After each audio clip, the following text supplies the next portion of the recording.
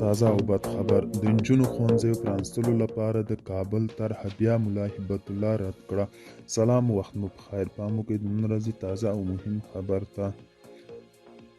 په واشنګټن کې پخواني افغان ډیپلوماټ نجیب ننګیال د خپلو سرچینو له قوله خبر ورکړی چې په کابل کې د طالبانو رژیم اړوند ادارو د نجونو د ښوونځیو پرانستلو یوه طرحه برابره کړې او د اجازې اخیستلو لپاره یې د ملا هبت الله دفتر ته استولې ده، خو نوموړي رد کړې ده او د امر ثاني په نوم به تر 6 ټولګیو پورته د نجونو ښوونځي همداسې بند پاتې وي.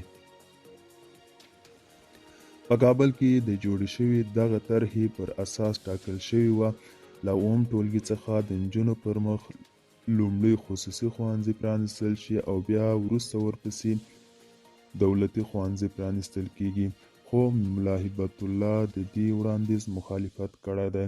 دوستانو، دا و د نن ورځې چمتو کړی خبر. تر بیا هم په الله سپارم. ښې چارې په وخت.